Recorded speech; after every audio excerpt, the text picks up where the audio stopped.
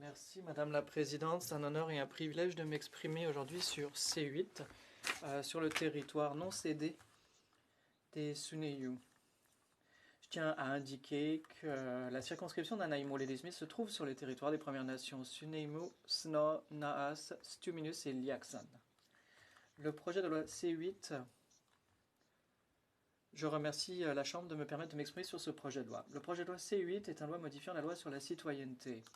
Le projet de loi vise à modifier le serment de citoyenneté afin que les nouveaux arrivants au Canada, en plus de prêter allégeance à la reine, observent fidèlement les lois du Canada, y compris la Constitution, qui reconnaît et affirme les droits ancestraux et ici de traité des Premières Nations, des Inuits et des Métis.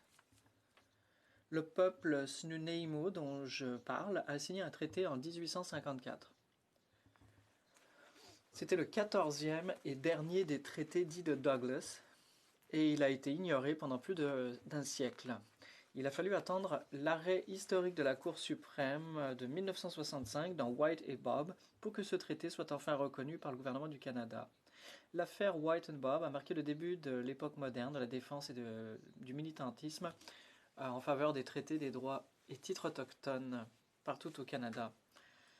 J'ai appris l'existence de ce traité alors que je travaillais sur un film sur le bord de la rivière Nanaimo intitulé Voices of the River. Dans mes entretiens avec Ellen White, aînée Nuneymuxw, et Doug White, chef de la Première Nation à l'époque, on a souligné l'importance de ce traité et des droits et titres qu'il consacrait. La plupart des habitants de Nanaimo n'auraient aucune connaissance de ce traité ni de sa signification. C'est une lutte constante pour la Première Nation Snuneymuxw que de faire reconnaître les droits que lui confère le traité. Et c'est vrai pour d'autres Premières Nations partout au Canada, comme par exemple dans le différend de Calédonia en Ontario. Il y a énormément de traités au Canada et ceux-ci doivent être respectés. Pour les nations qui n'ont jamais signé de traité, il incombe que le gouvernement suivent un processus de traité moderne de façon respectueuse. Il importe que les nouveaux arrivants au Canada comprennent les droits des Autochtones et des Premières Nations inscrits dans la Constitution canadienne et la Charte canadienne des droits et libertés. Tous les Canadiens, y compris les néo-Canadiens, doivent comprendre ces documents juridiques. Ils doivent comprendre que s'ils ne se trouvent pas dans une région visée par un traité, ils se trouvent alors dans une région qui n'a jamais été cédée et qui est toujours légalement un territoire autochtone. Ce projet de loi vient compléter le numéro 94 des appels à l'action de la Commission Vérité et Réconciliation. Cela ne signifie pas que le Parlement est finalement arrivé au bout de la liste et qu'il a mis en œuvre les 93 autres appels à l'action précédents. Loin de là. Nous avons un très mauvais bilan en matière de mise en œuvre de ces appels à l'action. Plus tôt, cette année, ma collègue, la députée de Fredericton, a présenté un tableau de bord dans son discours sur la question. Sur les 52 recommandations générales de réconciliation, 7 seulement ont été mises en œuvre. En matière de justice, 1 sur 18. Pour la langue et la culture, 1 sur 5. En matière de santé, aucune. Éducation, aucune. Protection de l'enfance, aucune. 5 recommandations ont été réalisées la première année et seulement 4 depuis 2016. Au rythme actuel, il faudra encore environ 38 ans avant que tous les appels à l'action soient mis en œuvre. Ce n'est pas la réconciliation. Cet appel à l'action, numéro 94, est important, mais il y a des appels à l'action bien plus urgents sur lesquels nous devons porter notre attention. L'appel à l'action numéro 1, par exemple, demande au gouvernement fédéral, provinciaux, territoriaux et autochtones de s'engager à réduire le nombre d'enfants autochtones pris en charge. À l'heure actuelle, il y a plus d'enfants autochtones pris en charge par le système de protection de l'enfance dans ce pays qu'il n'y en avait dans les pensionnats à l'apogée du système des pensionnats. Il s'agit là d'une violation permanente des droits de la personne et de la justice sociale fondamentale. Lorsque je parle aux dirigeants locaux des communautés autochtones urbaines et Premières Nations locales de ma circonscription, ils me disent tous la même chose. Les enfants se font prendre en charge par des organismes provinciaux de protection de l'enfance, non pas parce que les parents n'ont pas apporté à leur enfant de l'amour, des soins ou de l'attention. La majorité des placements d'enfants par les services de protection de l'enfance sont le résultat direct de la pauvreté et de logements inadéquats. Le gouvernement du Canada pourrait s'attaquer immédiatement à ce problème en mettant en place une stratégie de réduction de la pauvreté et un programme de logement rapide pour les Premières Nations et les populations autochtones urbaines. Les recommandations de l'enquête sur les femmes et filles autochtones portées disparues et assassinées préconisent un revenu essentiel garanti pour qu'aucun Canadien n'ait à vivre dans la pauvreté.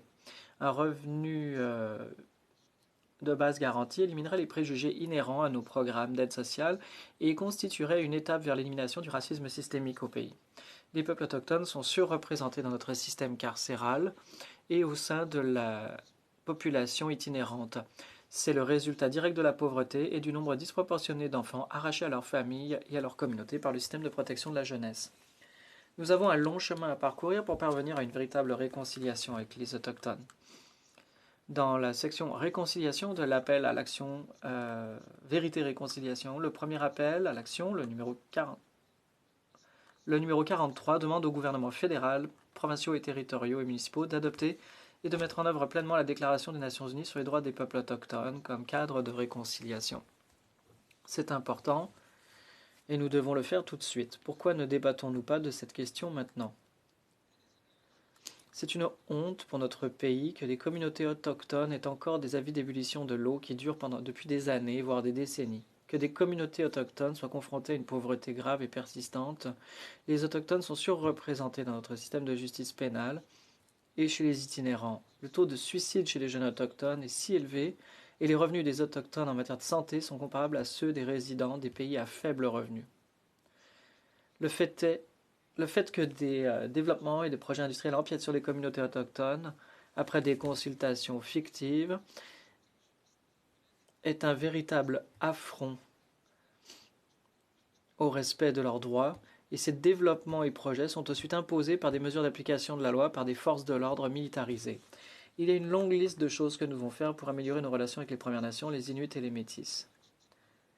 Le lien à la terre, par exemple, est essentiel pour les autochtones. En tant que colonisateurs, nous avons brisé ce lien. Le système des réserves a obligé les autochtones à quitter leur territoire en éliminant leurs liens essentiels à leur culture. L'industrialisation a détruit de bon nombre de territoires autochtones avec l'extraction des ressources, notamment la foresterie, les mines et l'extraction de pétrole et de gaz. On a détruit la biodiversité et on a laissé derrière des environnements toxiques. Dans ma circonscription, les terres traditionnelles des Autochtones ont été enlevées leur ont été enlevées il y a environ 150 ans. À l'époque, on a donné 20% de l'île de Vancouver à un notable pour la construction du chemin de fer, qui était une condition préalable à ce que la Colombie-Britannique se joigne à la Confédération. On ne saurait célébrer le 150e anniversaire de l'entrée de la Colombie-Britannique dans la Confédération sans réparer ce tort. Nous devons corriger ces erreurs du passé. Nous devons bien faire les choses, nous devons rétablir la donne avec nos peuples autochtones.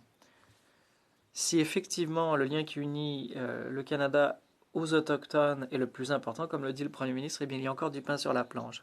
J'ai rencontré énormément d'Autochtones et je sais qu'il leur tarde de devenir des citoyens de plein droit et de pouvoir contribuer pleinement à la société. Une fois qu'on apprend son histoire et qu'on comprend la réalité des Autochtones, on change de point de vue. C'est ce que vivent les nouveaux arrivants au pays. D'où la nécessité d'insister là-dessus. C'est donc un projet de loi important que le Parti vert appuie. Nous appuyons tous les appels à l'action de la Commission de vérité et de réconciliation. Nous appuyons les recommandations de l'enquête sur les femmes et filles autochtones portées disparues et assassinées. Et nous appuyons la pleine mise en œuvre de la Déclaration des Nations Unies sur les droits des peuples autochtones. J'espère que nous verrons d'autres projets de loi qui visent à mettre en œuvre les appels à l'action de la Commission de vérité et de réconciliation. J'espère que cela sera le cas dans un avenir proche. Merci. L'honorable député de North Island, Powell River. Merci beaucoup, Madame la Présidente. Je remercie le député de son discours. L'un des grands défis auxquels nous sommes confrontés lorsque nous voyons ce projet de loi, c'est que on ne voit toujours pas le gouvernement prendre des mesures concrètes pour mettre en œuvre les appels à l'action de la Commission. Nous voilà donc devant une étape importante mais modeste. Il demeure énormément de pain sur la planche pour ce qui est d'avancer de façon concrète en matière de réconciliation. J'aimerais que le député nous explique pourquoi il pense que les Autochtones doivent constamment attendre et se heurtent à l'immobilisme des gouvernements successifs. L'honorable député de Nanaimo Ladysmith. Je remercie l'honorable député de sa question. C'est une très bonne question d'ailleurs. J'aimerais d'ailleurs moi-même le savoir. Quand le gouvernement va-t-il prendre les mesures qui s'imposent? Quand va-t-on pouvoir agir par rapport au reste de ces appels à l'action de la Commission de vérité et de réconciliation? Comment allons-nous traiter des recommandations issues de l'enquête sur les femmes et filles autochtones portées disparues et assassinées, notamment par rapport à un revenu vital de base? Je pense que nous devons le faire le plus rapidement possible. J'inviterai la députée à se tenir à mes côtés. Lorsque je parle de réparer les torts de la saisie foncière de l'île de Vancouver, c'est un exemple parfait d'entente corrompue dont ont été victimes les Autochtones. Et ça a permis à un industriel du charbon de se construire des châteaux à Toronto.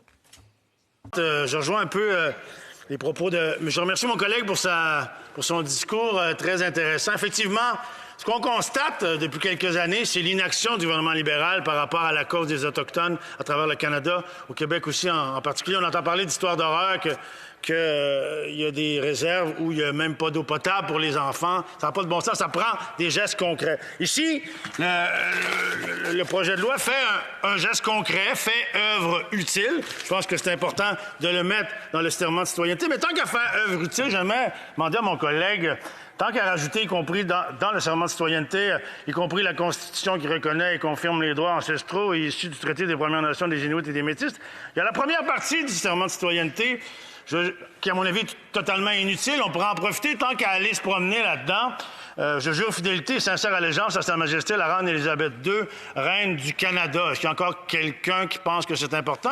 J'aimerais entendre mon collègue là-dessus. S'il pense, tant qu'à nettoyer le serment de citoyenneté pour en rajouter des choses importantes, on pourra en enlever les choses inutiles. Qu'est-ce qu'il en pense? The Honourable Member for Nanaimo. Honorable député de Nanaimo Ladysmith. Honorable député. I'd like to thank the honourable. Je remercie le député de sa déclaration. Je suis certain que si les députés du Bloc ont d'autres idées à proposer pour modifier le serment de citoyenneté, eh bien qu'ils le fassent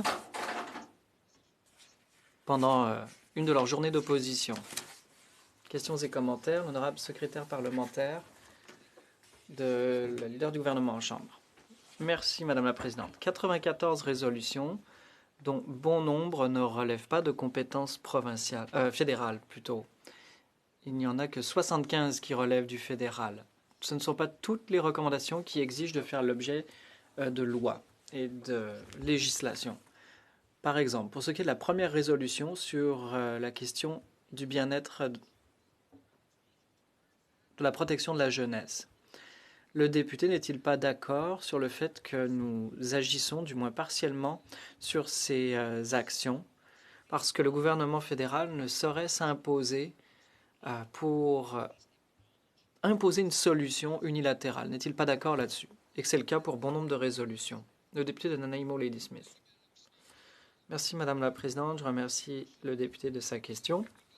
Je suis d'accord avec lui. Il nous faut collaborer avec différents paliers de gouvernement pour régler tous ces appels à l'action. Il y a tout un tas de choses que le fédéral peut faire, à savoir de mettre en œuvre la Déclaration des Nations Unies sur les droits des peuples autochtones. C'est quelque chose que j'aimerais voir mis en œuvre par le gouvernement, et ce, d'entrée de jeu.